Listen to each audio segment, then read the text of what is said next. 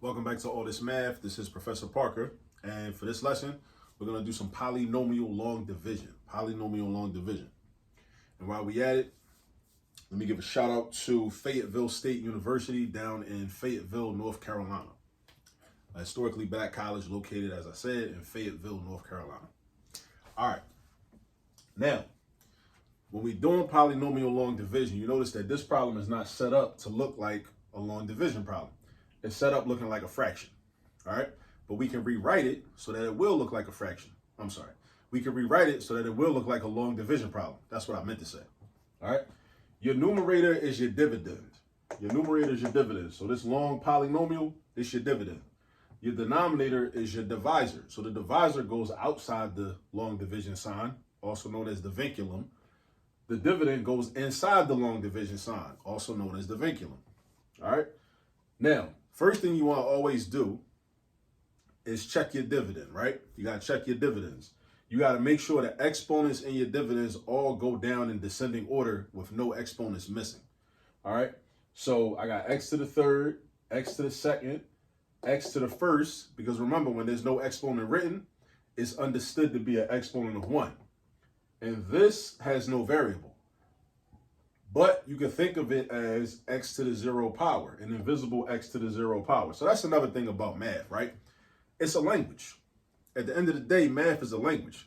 And once you learn the language, then a lot of these things start to make a lot more sense. The problem a lot of us run into is we never learn the language of math. In the language of math, it's a lot of things that are understood even if they're not written down. Like, I look at this and I understand that there's an invisible 1 right here. So this is really x to the first power. But the 1 don't got to be written down. I also understand that this is the same thing as saying 3x to the 0 power. But the x to the 0 power don't got to be written down, because if I understand the rules of exponents, x to the 0 power is equal to positive 1. So that's like saying 3 times, instead of saying 3 times x to the 0 power, that's like saying 3 times 1. And when you do the multiplication, you know that 3 times 1 is just 3. So math is a language, and it's a lot of symbols, and it's a lot of things that are represented that don't need to be written all the time. And that's something that you just got to learn. That's part of the learning process. And once you learn that, I'm telling you, this whole subject gets a whole lot easier. All right. But what most people unfortunately do is they give up too easy. They give up too soon. You know what I mean? They just give up, because if it doesn't make sense right away, then they just want to quit and fold. You can't do that. You got to keep trying, and you got to ask questions and try to figure out the answers to the questions that you don't know. All right, so now let's set it up to look like a long division problem. So this is my divisor, x plus 3, right? So I'm going to write this down, x plus 3, and then I'm going to write my long division symbol, right? The same long division symbol that we used in elementary school, and the same long division symbol that you'll see in some of the videos on the division methods playlist, which is also on this channel. Now the dividend is going to go in here, right? And this dividend is cool. So we're just going to copy it. 3x to the third plus 5x squared minus 11x plus 3. All right, now it's time to start dividing. Now we're going to divide the first term from the dividend by the first term in the divisor. So this divided by this, this divided by this, this divided by this. So 3x to the third divided by x equals 3x squared. So where do I write 3x squared? Right on top of 3x to the third. Now you got to know why this is 3x squared. It's 3x squared because this 3 gets divided by this invisible 1 in front of here, which gives us 3. This x to the third gets divided by x, which is x squared. Why is it x squared? Because of the division property of exponents. Whenever you do division, you subtract the exponents. The top exponent, which would be 3, divided by or minus the bottom exponent, which would be 1. Because if we were showing the division, this 3x to the third would be in the numerator, and this x would be in the denominator. So you do the top exponent minus the bottom exponent. That's how we get 3x squared. Now, also another thing, when you're doing math problems, always make sure you know where every number came from, where every variable came from, every exponent came from, every plus sign, minus sign, division sign, multiplication sign. Know where everything came from. All right, everything should make sense. And when you're sitting in class, don't just be the person just sitting there copying down everything your teacher writing on the board. Make sure you understand what you're copying down into your notebook. It's good to take notes, but your notes need to be meaningful and useful. And if you just copying everything down and you don't have no idea what it is and what it means, by the time you get home, it's not going to be able to help you. All right, so do yourself a favor. Raise your hand Step out of your comfort zone. Don't be scared to be embarrassed and ask the question.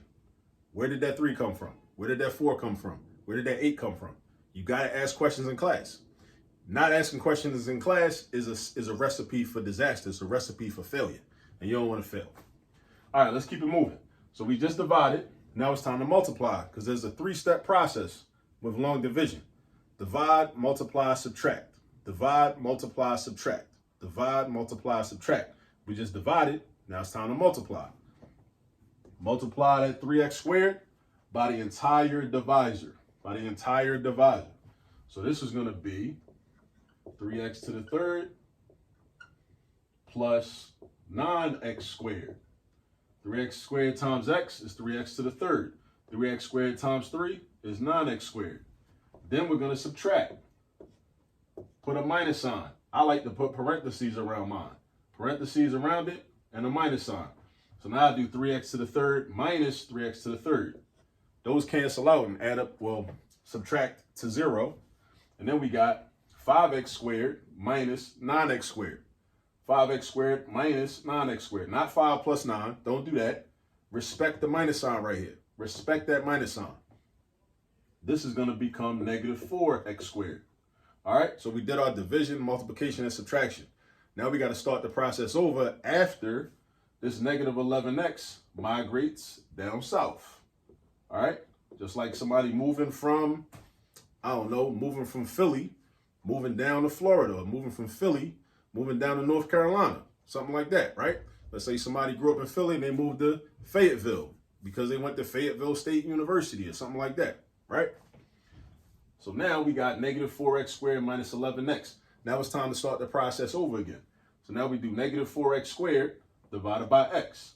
Negative 4x squared divided by x. So that's going to be minus 4x, right? That's our division. Now it's time to multiply. Negative 4x times x plus 3 is going to be negative 4x squared minus 12x. Draw your bar, put your parentheses, put your minus sign, just like we did up here. Draw a bar, parentheses, minus sign. All right, now it's time to subtract. Respect the minus sign. Negative 4x squared minus negative 4x squared. That's a double negative, so that becomes addition. That means these cancel out because negative 4 plus 4 equals 0. Negative 4 plus 4 equals 0. Then we got negative 11x minus negative 12x. So negative 11x plus 12x, double negative, becomes addition. This becomes positive x. All right, now we did our division, multiplication, and subtraction again. Now it's time for, get out of there. That was like a spider coming from my ceiling. At any rate, so we got an x, and now we got a 3. So let's bring the 3 down. We got plus 3, right? So now we got x plus 3. So now what we got is we got to divide. So we got to do x divided by x, right? First term divided by first term. X divided by x equals 1. So we put plus 1 up here, and now we multiply. 1 times x plus 3. 1 times anything is just that thing. So that's going to be x plus 3. Parentheses, minus sign, draw your bar. Now it's time to subtract. X take away x is 0. 3 take away 3 is also 0. So that means our remainder is 0. And we know we're finished because there are no more parts of the dividend to bring down, to migrate down south, right? No more parts of the dividend to migrate down south. So you see what happens? You notice how like the negative 11x migrated down south. The positive 3 migrated down south, right? Now there's nothing else left to migrate. So this is our final answer. 3x squared minus 4x plus 1, right? That is our quotient. That is our quotient, all right? Now, if you ever want to check your work, which I suggest you do, you should check your work, multiply the divisor by the quotient. Multiply the divisor by the quotient. Once you do that, and you need to know the multiplication property for exponents in order to do that correctly, right? If your product of the divisor and the quotient is equal to the original dividend, that means your answer is correct.